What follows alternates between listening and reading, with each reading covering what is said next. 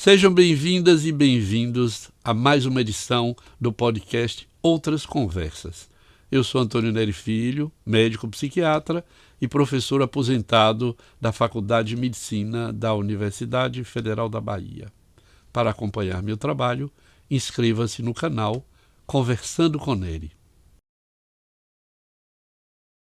E hoje eu vou conversar com um professor que eu conheço há muito tempo, trabalhamos juntos, eu diria que eu conheço desde muito jovem, e que é o professor Naumar Monteiro de Almeida Filho. Naumar é professor titular de epidemiologia, aposentado, no Instituto de Saúde Coletiva da UFBA, é doutor honoris causa pela McGill Universidade do Canadá, pesquisador 1A do CNPq, professor visitante no Instituto de Estudos Avançados da USP, onde é titular da Cátedra Alfredo Bose de Educação Básica. Ex-reitor da Universidade Federal da Bahia entre 2002 e 2010 e da Universidade Federal do Sul da Bahia entre 2013 e 2017. Atualmente, o professor Naumar Monteiro de Almeida Filho é consultor sênior da Secretaria de Saúde Digital do Ministério da Saúde. A minha pergunta inicial é: e a psiquiatria, Naumar, que você fez quando jovem, psiquiatra, presidente da Associação Psiquiátrica da Bahia, publicou livros, publicou poesia na sua gestão, e a psiquiatria, naquela época, me parecia ser de vanguarda. Eu penso que você, o Jacobina Ronaldo, mesmo Luiz Humberto Pinheiro, que foi presidente da nossa associação, vocês tornaram a psiquiatria naquele momento de absoluta vanguarda. E hoje a psiquiatria se encontra numa situação que nós discutiremos talvez um pouco. Mas eu lhe pergunto, e a psiquiatria nesse seu currículo, onde fica? Eu, de fato, né, ele tinha a intenção de fazer uma carreira na psiquiatria, tinha um interesse pela psiquiatria clínica, psicanálise, e psiquiatria infantil. E era essa a minha intenção. Mas foram tempos muito difíceis, né? Eu tive, por exemplo, dificuldade de ter o meu registro no Conselho Regional de Medicina em função de atividade, de militância, né? E essa militância era num setor que era considerado de segurança nacional, né? Eles chamavam, era o setor psicossocial, né? Então eu fui denunciado à Polícia Federal, inquéritos e essa coisa, e o meu registro não foi de imediato obtido, né? Então, eu deslizei para o campo da epidemiologia da saúde comunitária, fiz o mestrado em saúde comunitária, depois, né, aí dentro a epidemiologia psiquiátrica, sempre com foco na saúde mental, e aí não fiz uma carreira clínica. Mas você menciona também um período de grande ebulição política, muita atividade, né, no que se chamava na época de renovação médica, que de fato começou na psiquiatria, né? Eu, por exemplo, muito jovem, você menciona que eu fui presidente da Associação Psiquiátrica da Bahia, isso em 1980, né? E também era muita, digamos, ousadia, né? Jovens, quase ainda adolescentes, né? Iniciando carreira e já buscando uma ampliação de espaço, né? Mas a essa altura eu já não tinha mais condição de retomar uma carreira clínica, até porque fui também atraído pela possibilidade da gente ter um trabalho de muito mais amplo alcance, né, no campo da psiquiatria social. E aí essas figuras que você cita, figuras queridas, foram companheiros nesse processo de, primeiro, tomada da direção da Associação Psiquiátrica, depois da Associação Médica, da Associação Baiana de Medicina, posteriormente do próprio Conselho Regional de Medicina, né? Que tinha suspenso o meu registro e depois eu ainda passei um tempo, foi aí que nós tivemos, nós dois pessoalmente, né, uma grande colaboração, cooperação, companheirismo, cumplicidade, como conselheiros do CREMEB, né? Bons tempos aqueles, né, Nério? Sim. Agora, Naumar, não só a psiquiatria, mas a medicina, eu diria, dos anos 80 para cá, e mais recentemente, dos anos 2000, e mesmo, eu diria, nos últimos 10 anos, tomou rumos muito diferentes daqueles que nós experimentamos. Como é que você avalia hoje, esta medicina e esta psiquiatria a partir dos trabalhos e dos estudos que você tem feito? Eu, nesse percurso, só até dando uma ideia, eu terminei fazendo um doutorado em epidemiologia social, como eu disse, meu trabalho sempre com a saúde mental em prioridade, e posteriormente fiquei na gestão de instituições universitárias, né? E aí criamos o Instituto de Saúde Coletiva, no qual me aposentei, no qual me encontro agora ainda, né? Aposentado ativo, né? Como você também, né? Então, a partir da direção do Instituto de Saúde Coletiva, terminei sendo eleito reitor da Universidade Federal da Bahia.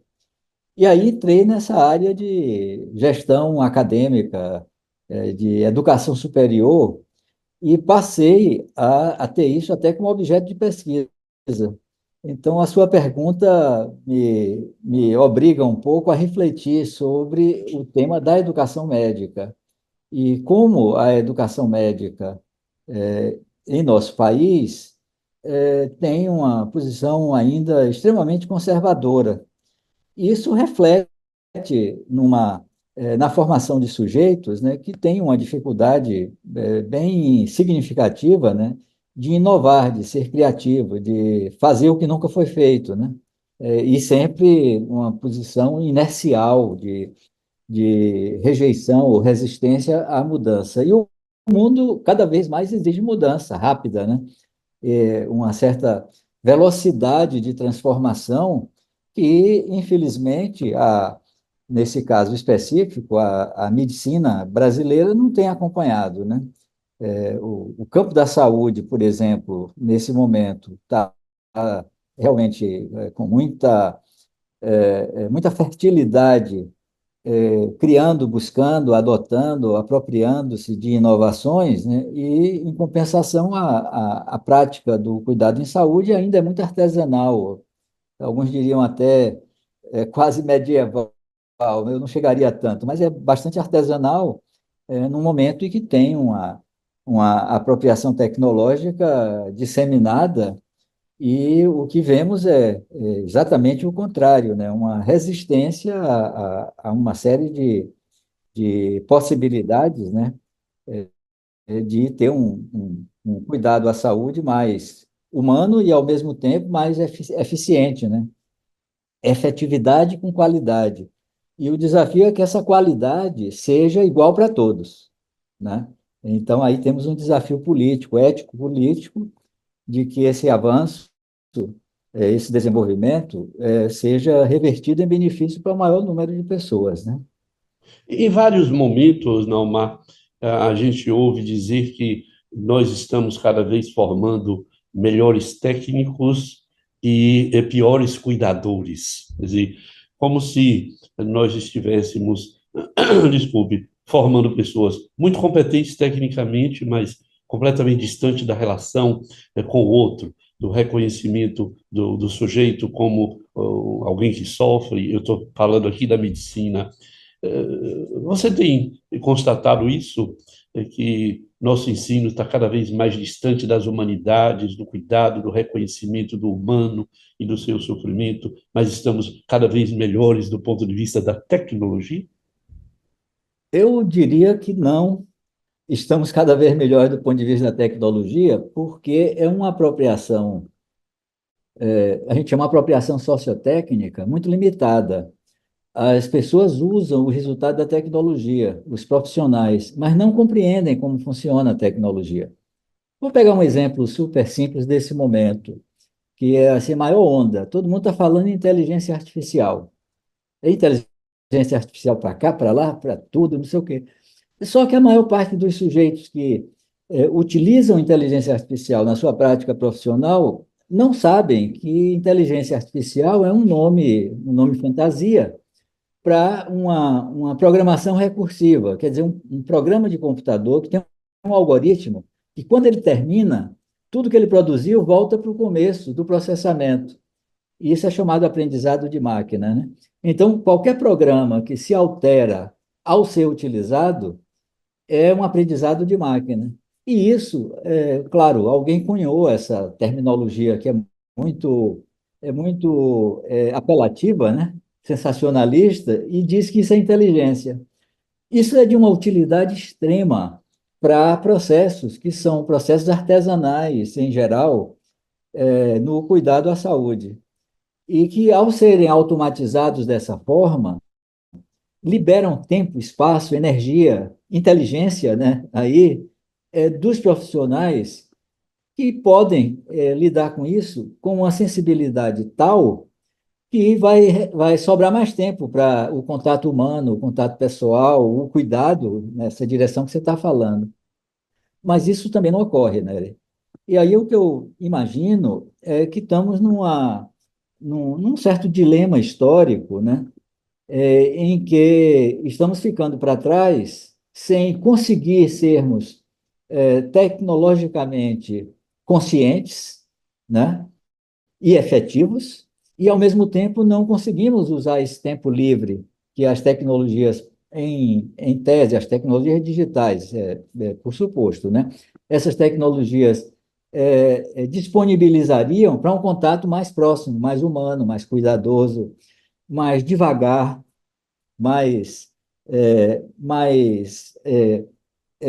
alguns usam essa palavra mais empático, né? Mas algo que seja capaz de criar um laço terapêutico, né?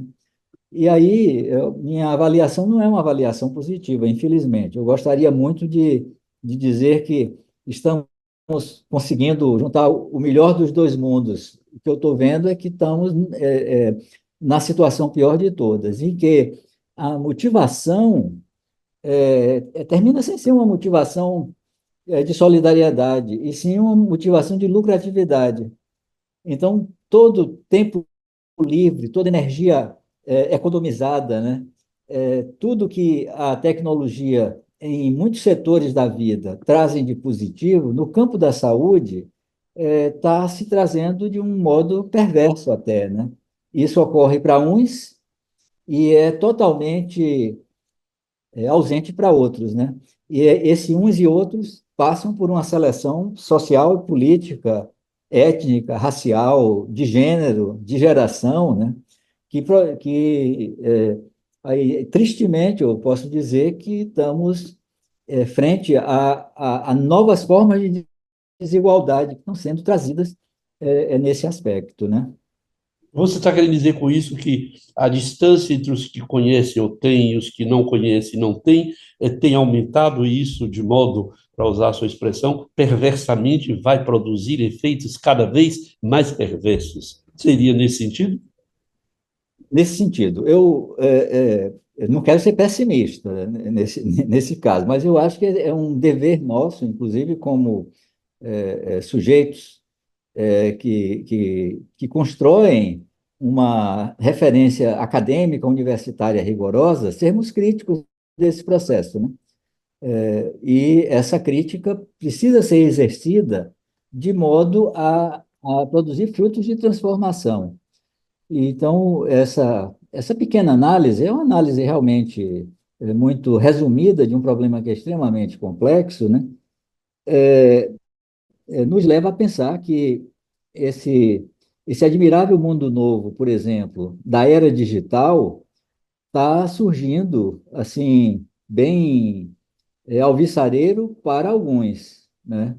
E para outros passa como se fosse distante. Agora, para completar esse pessimismo, eu posso até dizer que para outros, esse mundo digital está sendo mais fonte de problemas.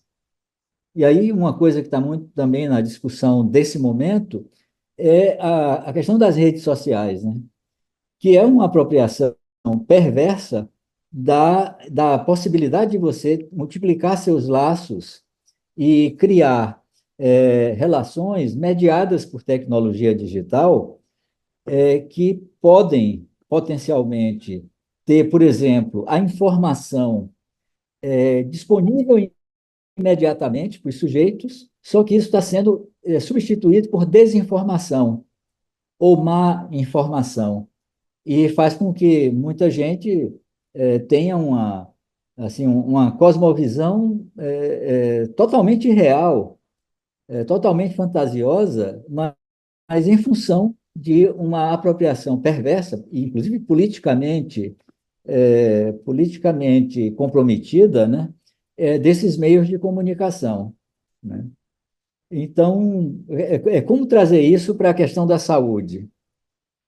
Eu acho que tem um belo desafio nesse momento, porque, por exemplo, alguns sujeitos podem estar tendo acesso à tecnologia da melhor qualidade, de última vanguarda, realizando, por exemplo, um diagnóstico de altíssima precisão, enquanto que outros sujeitos sequer têm acesso ao mínimo, ao básico, ao fundamental para a vida nos sistemas de saúde, né?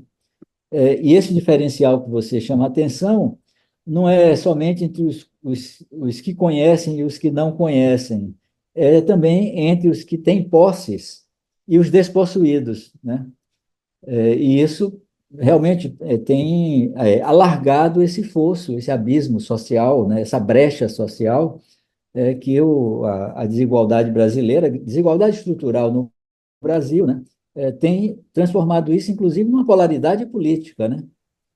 O que Essa tem efeito. desigualdade, essa desigualdade não ocorre, de certo modo, em muitas regiões do mundo? Isso não seria um problema, eu diria, mais universal? Essa desigualdade e essa concentração de conhecimento e de poder de uns e essa perda, ou não perda, esta não possibilidade de ter e de poder no outro polo, o que colocaria, se eu acompanho bem o que você está propondo, que me faz pensar com preocupação, vai realmente criar dois polos. E voltaremos à dominação de uns e dominados outros? Caminhamos para isso? E de fato, a gente pode dizer que as desigualdades fazem parte do sistema produtivo que domina no mundo, nesse momento, né? Que é um sistema baseado na possibilidade de alguns terem um controle sobre as riquezas e transformar essas riquezas em investimento. E esses investimentos retornam para aqueles que investiram. E outros contribuem com esse processo com o seu trabalho, quer dizer, classicamente com o suor do seu esforço, né? Mas esse sistema de produção, ele precisa de desigualdades para se realizar, para funcionar. Aí inventaram, digamos, salvaguardas e contrapesos políticos. Aí, por exemplo, a conformação do Estado, né, que recolhe impostos e participações, e o Estado democrático ele termina tendo uma função de redistribuir e atenuar essas desigualdades, né? Isso você diz, no mundo inteiro tem desigualdade, tem. Só que em alguns países tem uma cultura de solidariedade, é algo que de modo comunitário é redistribuído, é recuperado, que faz com que os efeitos perversos, principalmente sobre a saúde das pessoas, né, sejam minorados, atenuados, minimizados, né? E outros países não. Por exemplo, você tem, eu sei, um, um conhecimento, bem, Estados Unidos tudo é pago. Se você chega, tem um acidente, precisa ir num pronto-socorro, chega até o pronto-socorro, recebe o atendimento de urgência. Agora, se você não tiver um seguro-saúde, é inapelável. ou se cria uma dívida impagável, ou as pessoas simplesmente não têm acesso a sistemas de saúde. Os países europeus, principalmente depois da Segunda Grande Guerra, eles organizaram o que se chama de estados de bem-estar social, né? E esse você conhece bem, você tem experiência na França, mas todos os países europeus têm esse modelo, principalmente os países escandinavos, né? Em que o Estado garante sobrevivência, qualidade de vida, habitação, de um modo redistributivo, né? Ainda, é claro, as desigualdades elas existem, mas elas não são algozes de sujeitos, né? Um país, por exemplo, que tem um sistema de saúde considerado historicamente como exemplar, que é o Reino Unido, né? Tem o NHS, o National Health Services, é, é, e o Canadá você conhece, você teve uma experiência canadense, eu também, né? É um sistema público de saúde em que todos universalmente têm direito ao acesso às tecnologias, né? É claro que esse acesso às tecnologias levanta uma série de questões de gestão, de financiamento. Só que, sendo igual para todos, isso, aí você tem formas que são formas, a gente pode dizer até civilizadas e eticamente justificadas, né, de que a diversidade e a desigualdade não se transformem em iniquidades. E aí, entre nós, temos um sistema de saúde que, na Constituição, busca organizar como um, um, um estado de bem-estar social, só que na prática concreta social, há todo um movimento de fazer com que esse sistema universal de saúde seja desmoralizado, seja desfinanciado, seja reduzido, e, ao mesmo tempo, se propaga um mito da eficiência e da melhor qualidade dos serviços privados, né? E, então, temos uma série de situações que são assim, dignas de nota, né, pelo fato de serem promotoras de desigualdades, né? Então, é isso que eu tenho. Aliás, agradeço a sua questão, porque é mais ou menos o que eu tenho me debruçado atualmente, né?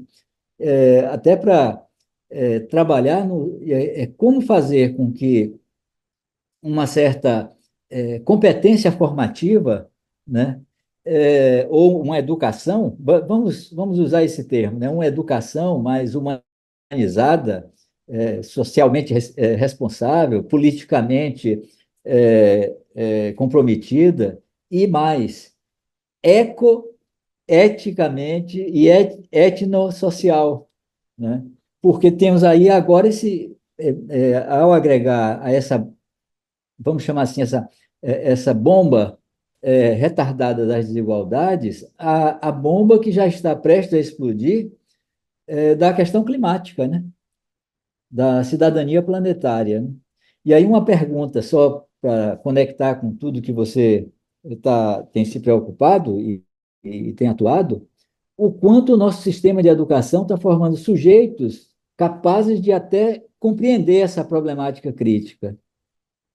Então, esse é um tema que eu acho que precisa ser urgentemente discutido e incorporado na educação dos profissionais de saúde, e principalmente os profissionais médicos, né? Hum. Mas no sentido mais amplo, a educação no Brasil não parece merecer a atenção que outros povos deram. Então, a educação que eu chamava primária, no passado, essa educação de base, né? As escolas públicas estão cada vez mais abandonadas. Já foram boas. Eu fui aluno do Colégio Central da Bahia, que era, nos anos 60, eu diria, um dos 3 ou 4 melhores colégios da cidade do Salvador. Hoje, este colégio está completamente abandonado. Os professores têm que dar aula, a mesma aula, 10 vezes no mesmo dia. Eu, enquanto psiquiatra, não concebo alguém conseguir dar 10 aulas iguais no mesmo dia em 3 ou 4 escolas para ganhar um salário que não lhe permite viver com o mínimo, eu acho, de dignidade que o professor, né, merece. Então, Naomar, minha questão é, como é que você vê saída para isso? Eu sei que quando você estava na reitoria, por exemplo, você trouxe de volta Anísio Teixeira.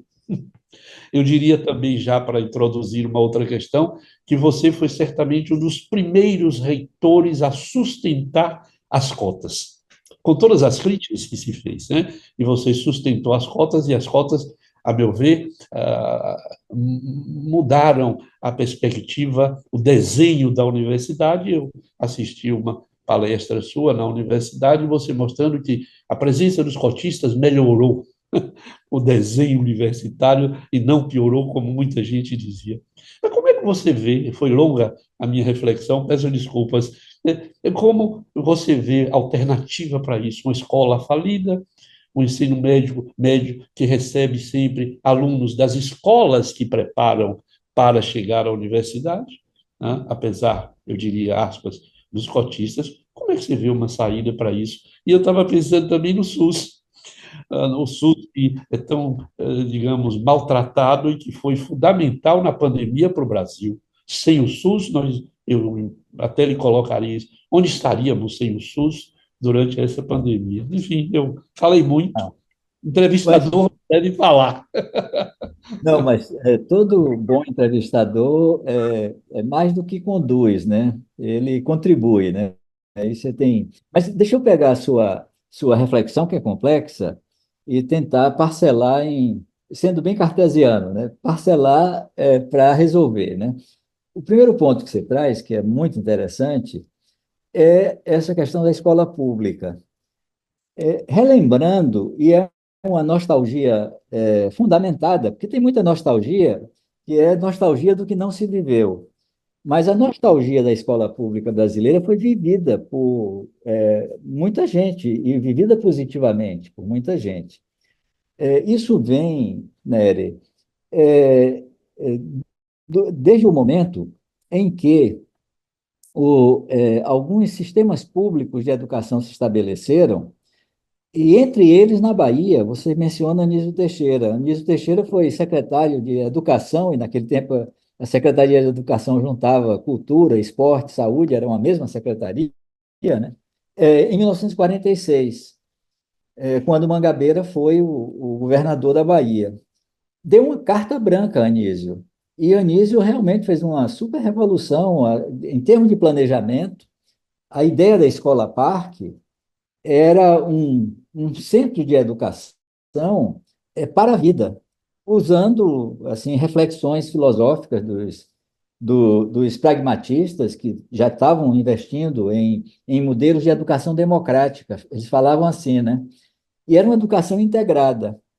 Ocorre que a, o sistema público de educação, nesse período, tinha já uma ocupação plena e já da classe média, a classe média urbana, e aí o exemplo que você trouxe do Central é correto, mas eu posso dizer, e o Severino Vieira também é excelente, o João Florencio é excelente, eram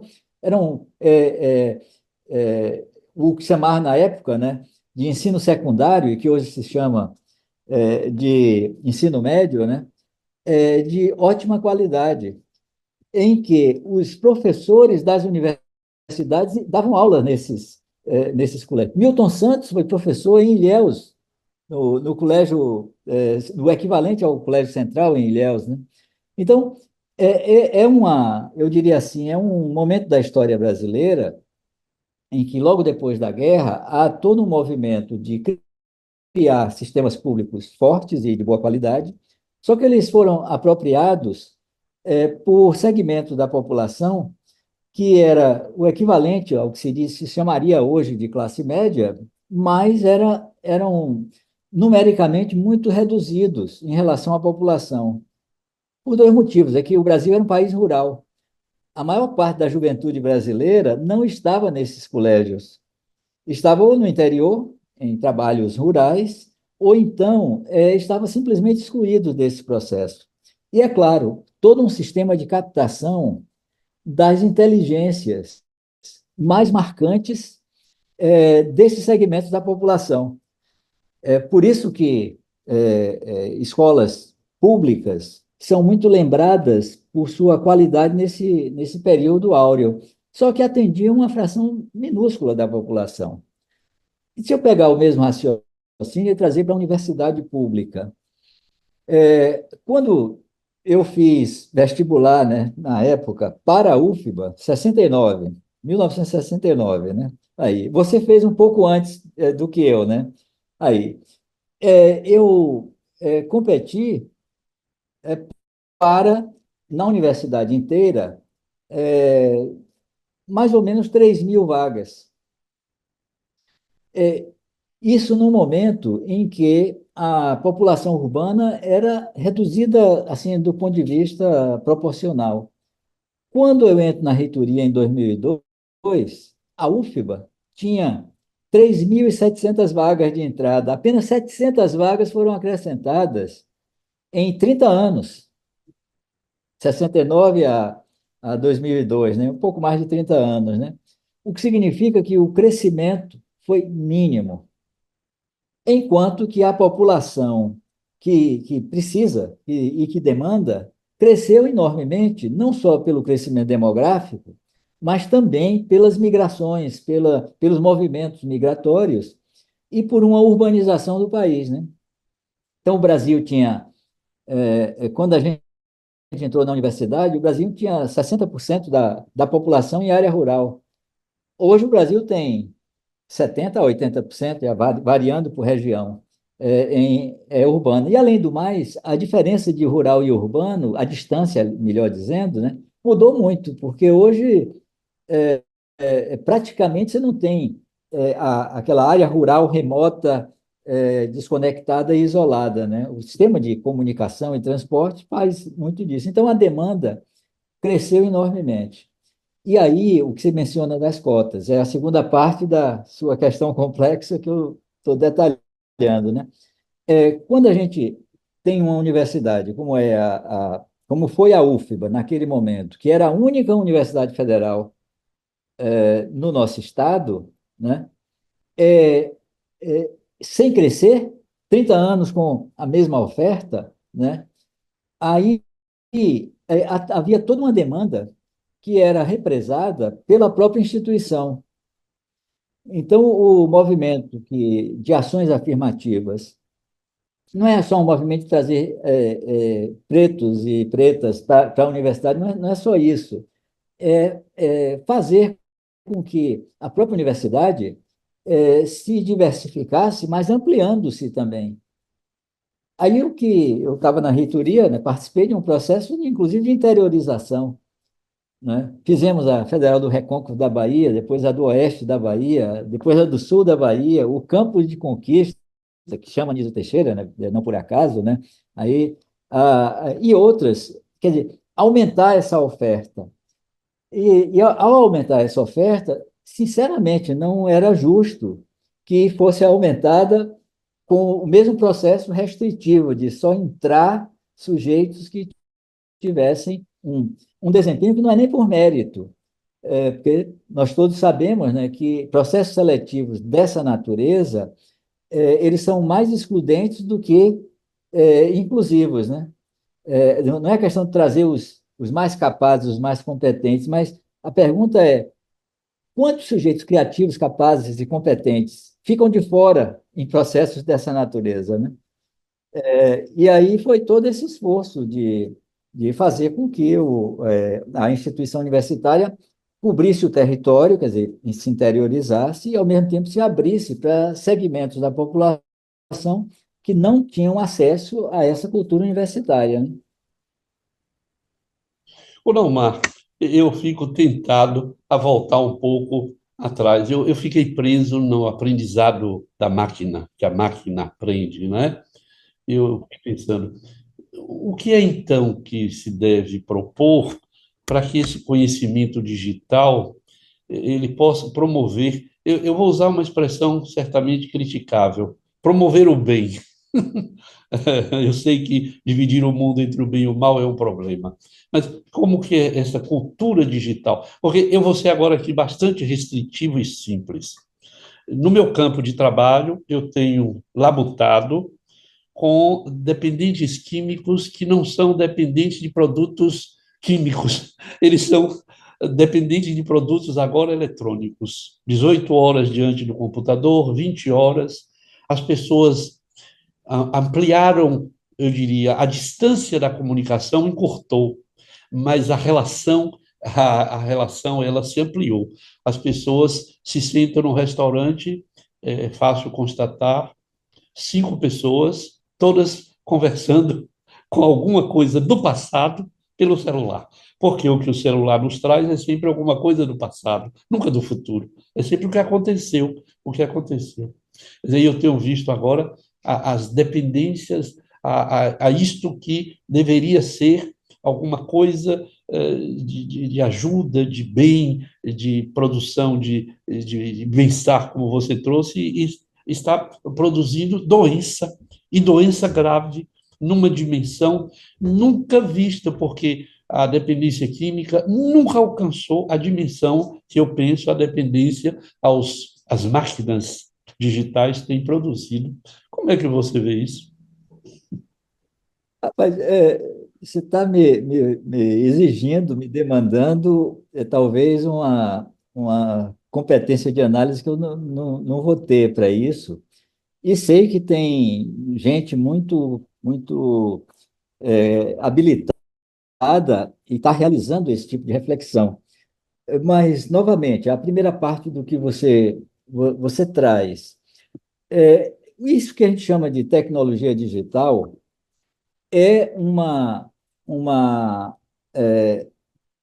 um conjunto de desenvolvimentos, inovações, invenções, que fazem com que a nossa capacidade de reprodução da realidade fique tão incrementada que faz com que a realidade produzida dessa forma se torna quase que indistinguível da realidade sensorial comum que temos, né? Esse aparelho sensorial que nos permite nos orientarmos no mundo, né? Vemos, sentimos, cheiramos, sentimos gosto, tato, paladar, tudo isso, né?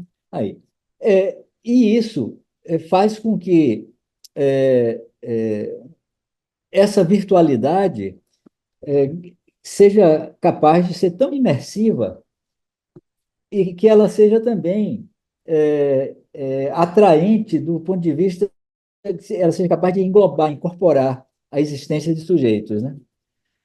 E, claro, você tem toda uma carreira lidando com a questão dos produtos, né, que realizam no nosso aparelho neurosensorial, né, uma produção de sensações, né?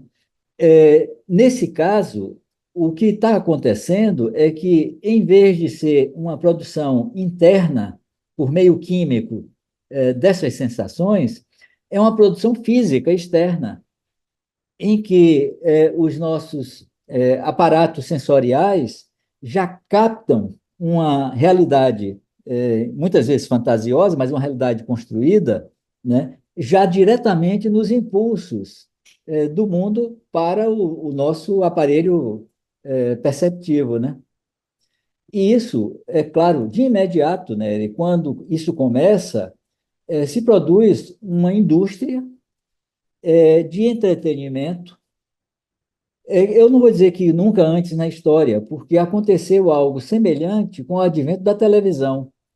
É mais da sua infância e da minha infância, aquela, inclusive uma certa paranoia, né, de, olha aí, a criança vai passar 24 horas na frente da tela da televisão, assistindo coisas que se consideravam abomináveis e que hoje já são muito parte do cotidiano, né? Aqueles desenhos animados, aquelas coisas extremamente violentas, inclusive, né? Tom e Jerry não tem nada mais violento do que o gato e o rato se destroçando, né? É, o imaginário que a Disney trouxe é um imaginário de assim, se você pensa, isso já tem inclusive análises sociológicas feitas, né? Tem um sociólogo, Armand Matelar, que é um belga, né? Trabalhou com colegas chilenos e fez uma análise de como Disney foi usado numa certa colonização cultural através da televisão, né? No mundo inteiro, né? Então, essa apropriação da indústria trouxe assim uma lógica de absorção dos sujeitos para o consumo compulsivo, compulsório, na verdade, obsessivo, né?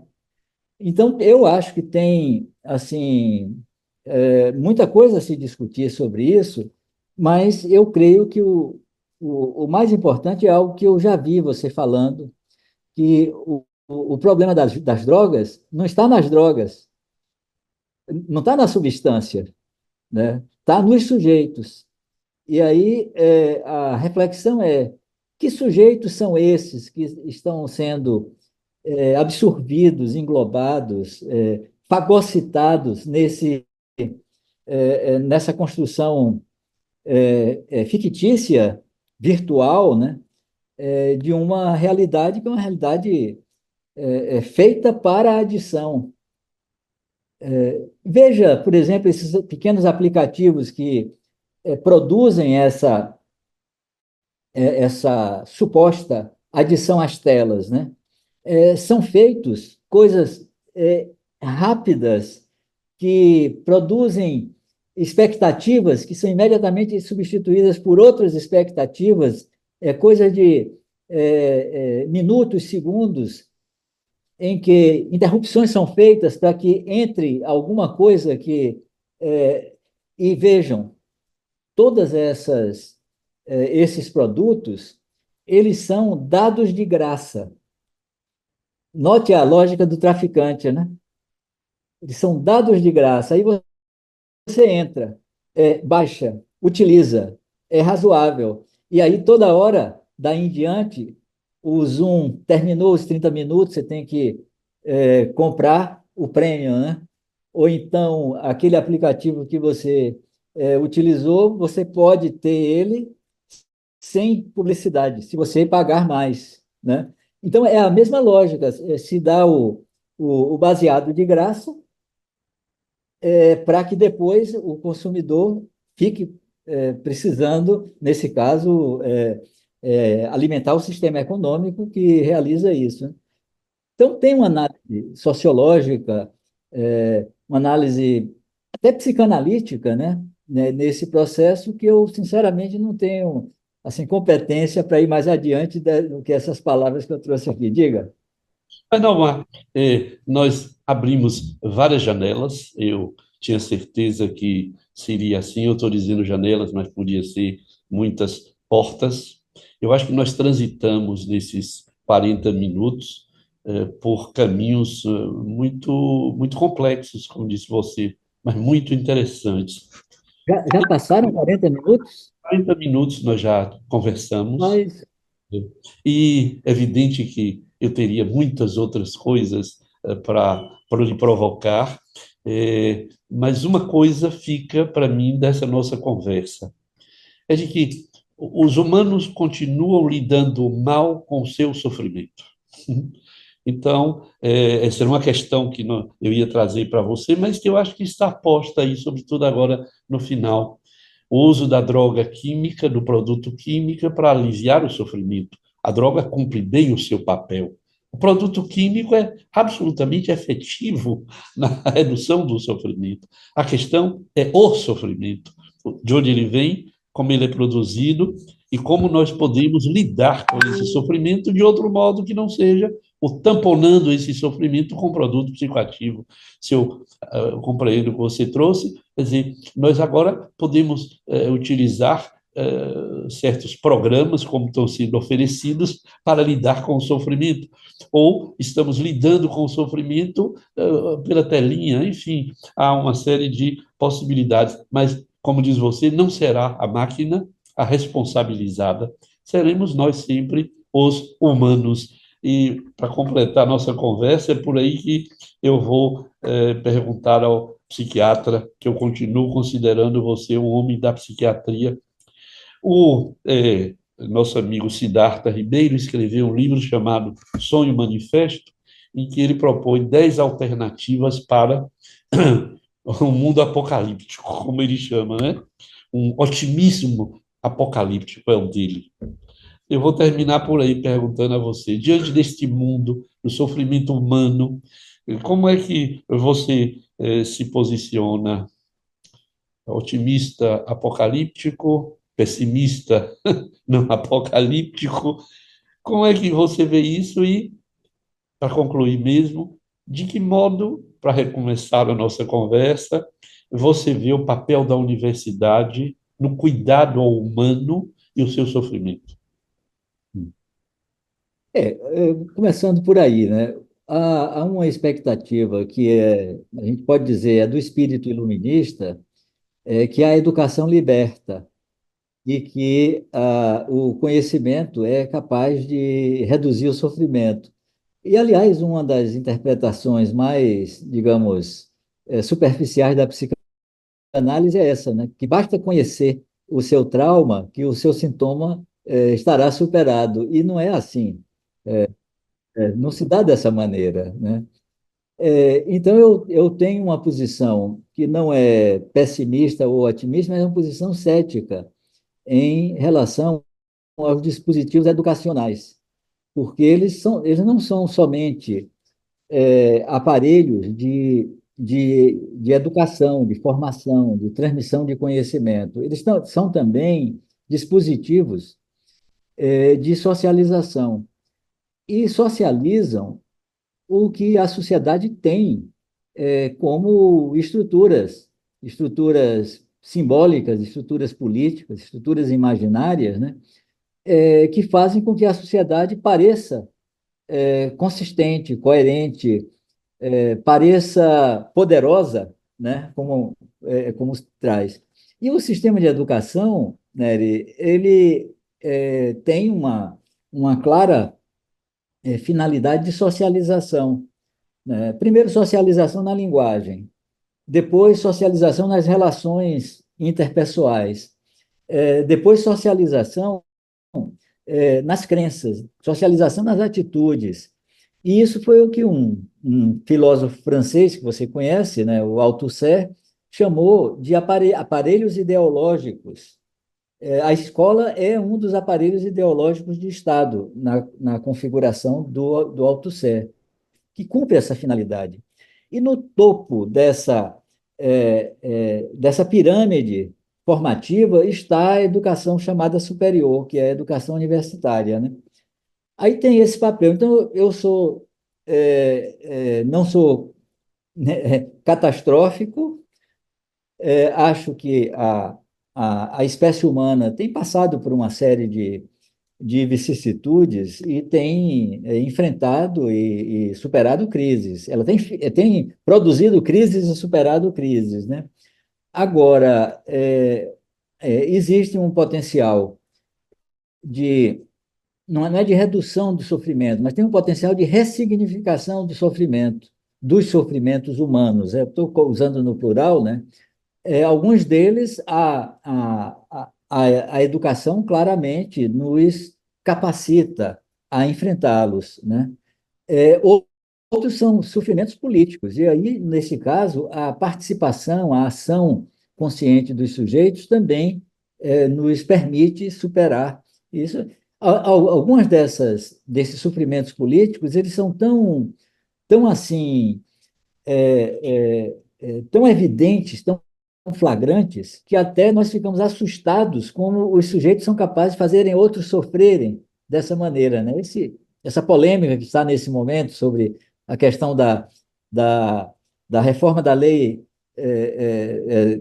do aborto, que terminou se tornando essa discussão nacional nesse momento, eu fico impressionado como o sofrimento das pessoas não é sentido, não é percebido, sequer é enxergado. As pessoas ficam cegas à possibilidade dessa natureza. E tem, aí só para concluir, finalizar, né, essa outra crença de que nós estamos em um processo de progresso. E esse progresso é tecnológico. Quer dizer, mais tecnologias fará com que a espécie humana evolua. Né? E aí tem gente falando do transhumano, as formas híbridas que vão fazer com que sejamos mais fortes, mais capazes, mais inteligentes, mais tudo com a ajuda da tecnologia. E acho que tudo isso faz parte de um processo de incorporação de uma consciência crítica de que estamos fazemos parte de um coletivo, né, que tem uma série de problemas, dificuldades, questões, né, e para não ser pessimista nesse e pior ainda, pessimista catastrófico, né, eu acho que a gente tem que continuamente promover um processo de reflexão sobre isso, que é o que estamos fazendo aqui agora, né? Essa nossa conversa já me deixa bastante mais leve ou aliviado, né? Em relação às possibilidades que os diálogos trazem da gente ser capaz de compartilhar esse conjunto de preocupações, né? E aí esse trabalho que você tem feito, eu acho fascinante, fantástico e lhe encorajo muito a continuar e fico à disposição para contribuir todos os momentos que você achar pertinente e talvez até positivo para que esse trabalho seja ampliado e aprofundado, né? Não, Marco, o seu trabalho tem produzido muitos efeitos, a curto, médio e alguns de longo prazo. Eu não tenho dúvida de que nós voltaremos a conversar depois de nós termos, eu diria, vou usar uma expressão gastronômica, lhe peço permissão, digerido as coisas que você nos trouxe. Teremos de fazer isso e voltaremos a conversar. E eu queria, portanto, lhe agradecer muito esse tempo precioso que você nos concedeu. Lembrando que Edgar Morin, que você conhece também e bem, certa vez disse que a vida era feita de prosa e poesia. E que a prosa era pagar contas, era adoecer, era ter que trabalhar, era cumprir certas obrigações. E que a poesia era a música, era a dança, era o sexo, era a gastronomia. E eu tenho, é, recentemente, eu tenho me voltado mais para a poesia, eu diria, de um modo bem concreto e objetivo. Eu tenho lido mais poesia. E eu tenho encerrado, então, a conversa com os meus entrevistados e entrevistadas com uma poesia. Então, eu vou ler a poesia que eu encontrei em Saramago, os poemas possíveis, para você. O título é Aprendamos o Rito. Põe na mesa a toalha adamascada. Traz as rosas mais frescas do jardim. Deita o vinho no copo, corta o pão com a faca de prata e de marfim. Alguém se veio sentar à tua mesa, alguém ao quem não vês, mas que pressentes. Cruza as mãos no regaço, não perguntes. Nas perguntas é que fazes que mentimos, que mintamos. Prova depois o vinho, come o pão, rasga a palma da mão no caule agudo, leva as rosas à fronte, cobre os olhos. Cumpriste o ritual e sabes tudo. Saramago, aprendamos o rito que eu lhe ofereço em agradecimento a esta conversa generosa que você teve conosco. Obrigadíssimo. Se você gostou dessa conversa, dê um like, comente e se inscreva nos meus canais Instagram e Spotify. Até a próxima.